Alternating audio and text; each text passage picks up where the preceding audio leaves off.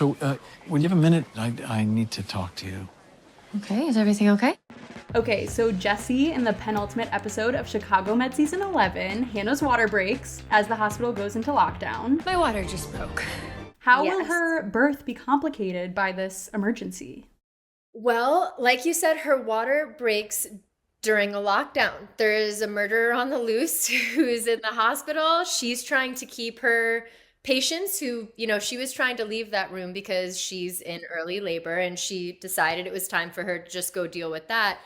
She doesn't get that luxury anymore. This patient is she's about to give birth and she needs to be available for her. So that doesn't stop at any time in the next episode. We can't stop it. So the seal has been broken and now the roller coaster has left the station, is all I have to say. You're at the top of the roller coaster. All you gotta do is put your hands up. There will be multiple complications within it, and there will be delays of people showing up where they need to be. And but she will give birth in this episode, in the finale. Is she regretting her decision to keep working through her early labor because now she's stuck? I don't think she has time to regret her decision. I think she's regretting multiple things along the way. But as we saw, she believes she has not put her baby into any danger. This is what she's going to do. She's going to do it well, and she's going to focus. Hannah's amazing at compartmentalizing. And I guess this is just one more thing that she can tick off her list of being able to be the ultimate professional and person that can help other people. But there are complications that come up that are she needs to be more active than one would normally be in just a regular birth. I'm stressed for her.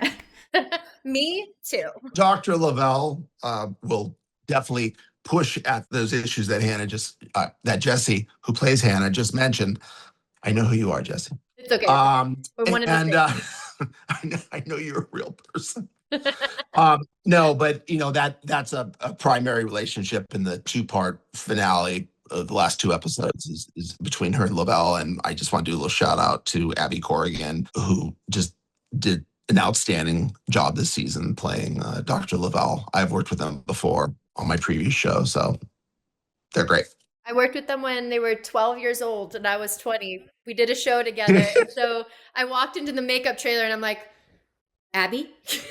Do you normally wear glasses? And so to get her now playing, my younger protege almost that's coming out and now doing this, it's personally a full circle moment, but obviously adds to the dynamic within our characters on the show. Well, I didn't ask your opinion, and yet I'm going to give it. Alan, on to another of the major relationships. Of course, we have to talk about Archer. In the penultimate episode, he decided he was going to tell Hannah that he loved her, but the moment was never quite right.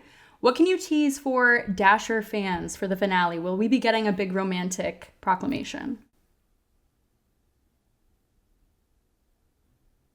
Your silence is deafening. There's a lot that goes to the elements of will he even make it to that conversation?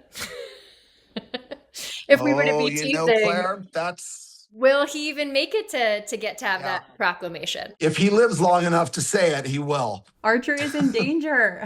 We're in lockdown, and so he's far away from her for a good amount of time, and there's a lot of concern that conversation might not get to be had. So we'll see if it does get to happen, in what regard, in what way. Communication is lost with Archer during a large portion of the season finale. Okay, where is he? He's offline. Truly. He's offline, and there's concern. Okay. Jessy, does Hannah sense what Archer is trying to tell her? Has she picked up on any of these clues? Does she know what he's feeling? Definitely leading up to this point, I think at certain moments she's been nervous that this was something that he was going to say. In this past episode, I don't think that that's what she expects at all. I was just speaking to Sean earlier, and he... Dr. Asher? I think when he brings up Sean, her and Sean have a relationship of bonding through their recovery. So I think whenever it comes to Sean, she looks at him not just as his son, but as a friend that she's very invested in. So I don't believe in this moment she feels he's there to bring up anything that they talked about before. But I think in past episodes leading up to this, I think she's been really nervous that he was going to bring this up, because then that means that they would have to deal with it. They would have to actually accept this and move forward, and she wasn't ready for that. So she's been nervous along the way, but I don't believe that she expects it at all right now. She's oblivious. She's oblivious and she's avoidant. Yay! There's been some big hints. There has, yeah. There's been some hints. She's not a fool. She's not a fool. Yeah.